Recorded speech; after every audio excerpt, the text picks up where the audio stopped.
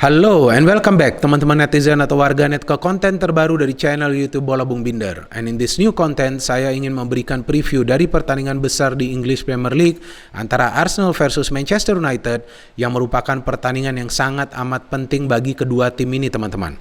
Kita tahu bahwa performa dari Manchester United beda total dari musim lalu. Tapi tim ini masih punya peluang untuk berada di top 4 zone akhir musim ini. Sedangkan Arsenal yang musim lalu kita tahu gagal total bersaing di papan atas juga punya kesempatan yang sama. Maka itu pertandingan nanti malam saya yakin akan berjalan menarik dan juga tentunya ketat.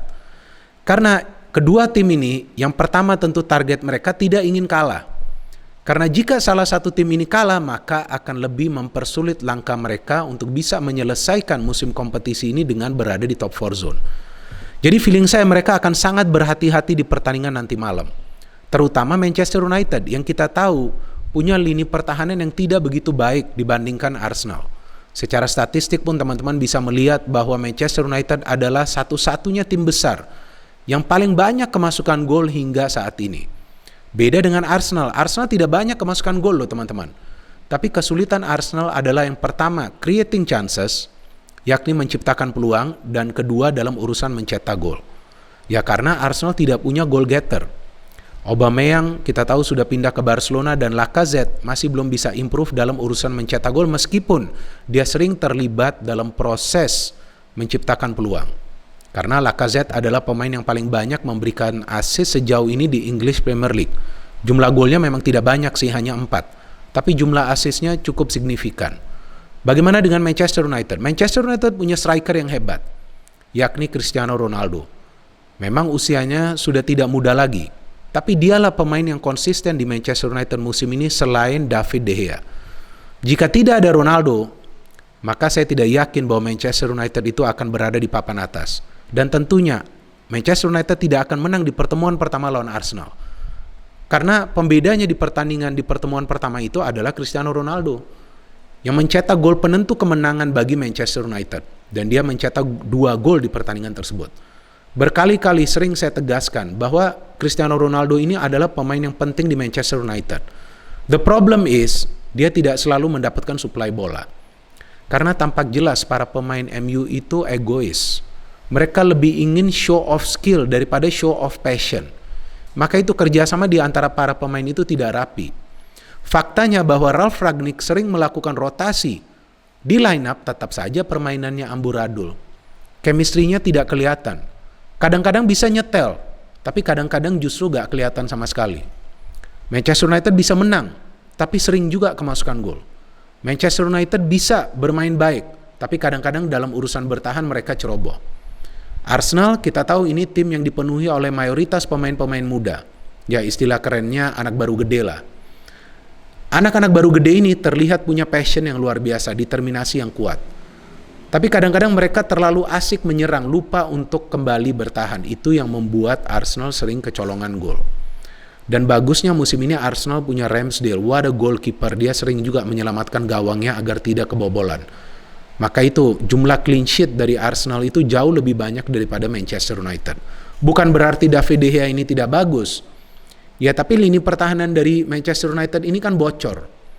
Maka itu jika penjaga gawang itu terlalu banyak mendapatkan percobaan dari para pemain tim lawan, ya tentu dia akan sulit lah untuk terus dan menerus menahannya.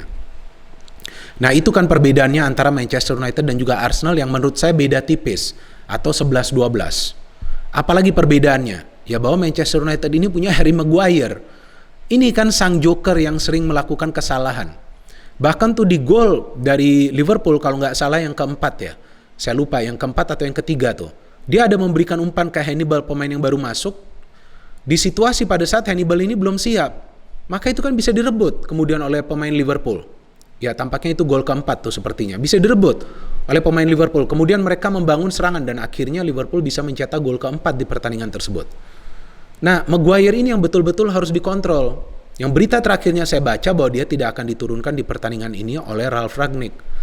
Ya, sepertinya itu kabar baik ya bagi para pendukung dari Manchester United. Karena yang saya baca juga perkembangan beritanya bahwa dia juga sempat diancam ya oleh bom ya, bahwa rumahnya akan dibom. Semacam itulah beritanya.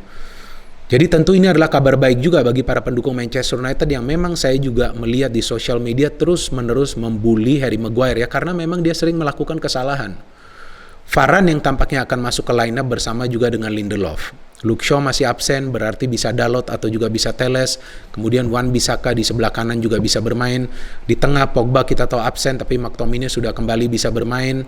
Ada Fred juga mungkin diberikan kesempatan, ada Sancho, ada Elanga, ada Bruno Fernandes, dan Ronaldo kemungkinan besar akan bisa kembali turun setelah dia absen di pertandingan sebelumnya karena sedang berduka. Jadi memang kalau dilihat bahwa Manchester United sebetulnya tidak hanya mengandalkan satu atau dua pemain dalam permainan mereka, teman-teman. Cuman sayangnya chemistry-nya nggak jalan. Bukan saja di lini pertahanan, tapi juga di tengah bahkan di depan. Ronaldo diminta untuk press ke tengah, tapi ketika Ronaldo sudah press, dia sudah maju ke depan, bola tidak dibagi ke Ronaldo. Ya bagaimana caranya dia bisa mencetak gol? Maka itu saya tidak setuju jika ada yang mengatakan bahwa Ronaldo adalah biang keladi di Manchester United yang membuat Manchester United itu performanya jeblok musim ini. Justru dia adalah pemain yang menjadi pembeda, teman-teman. Nah, Arsenal ini kan para pemainnya mayoritas pemain-pemain muda yang masih belum punya pengalaman di level tertinggi seperti sekarang ini, yaitu dengan bersaing di papan atas. Ya wajar kadang-kadang mereka sering ceroboh. Arteta juga kan bukanlah pelatih yang berpengalaman. Dia baru belajar dari Pep Guardiola belum lama, kemudian dia langsung menjadi pelatih kepala. Ya beruntung dia masih bisa membentuk tim yang solid dengan mengandalkan pemain-pemain muda. Ya kalau pemain-pemain muda ini kan performanya masih up and down. Kalau cuma satu atau dua pemain muda, ya itu gak masalah. Tapi ini kan mayoritas pemain-pemain muda. Itu starting lineup lawan Chelsea, usia rataan para pemain Arsenal tuh 24 tahun 5 bulan loh teman-teman. Pemain-pemain muda semua, dan para pemain muda tersebut yang merusak permainan dari Chelsea. Terlepas juga dari ada kesalahan para pemain Chelsea. Tapi kan para pemain Arsenal ini bermain dengan disiplin luar biasa. Mereka semi parkir bis lah di pertandingan lawan Chelsea. Dan cepat menyerang ketika mendapatkan bola, dan efektif passing-passing yang mereka lakukan. Kenapa? Karena jaraknya tidak begitu jauh. Jika itu bisa mereka lakukan di pertandingan lawan MU nanti, saya yakin bahwa Arsenal bisa meraih kemenangan.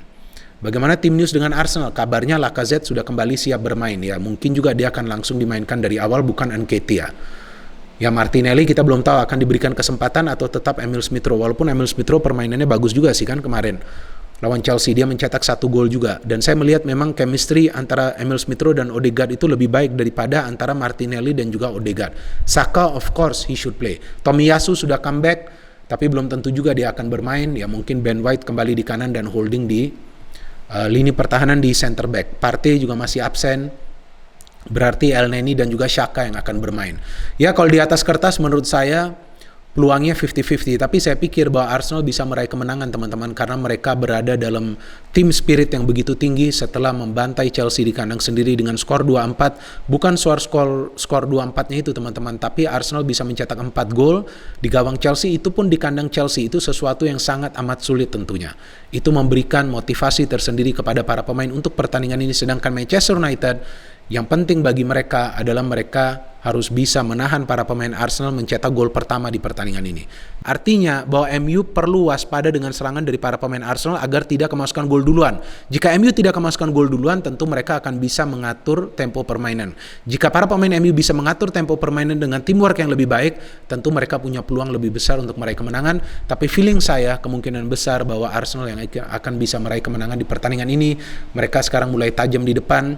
Dan dengan kemenangan atas Chelsea, tentu sekarang mereka punya peluang besar untuk mengalahkan Manchester United yang kita tahu secara confident tentu lagi rendah. Belum juga soal kekalahan lawan Liverpool, tapi juga kita tahu bahwa begitu banyak berita yang negatif yang beredar di media-media digital dan juga social media setelah Manchester United itu kalah lawan Liverpool. So saya pikir bahwa Arsenal unggul tipis di pertandingan ini secara persentase, dan kemungkinan besar Arsenal akan meraih kemenangan. Apa prediksi dari teman-teman? Silahkan kalian bisa memberikan prediksi kalian di kolom komentar di bawah konten ini. No hate, only football. Salam sepak bola.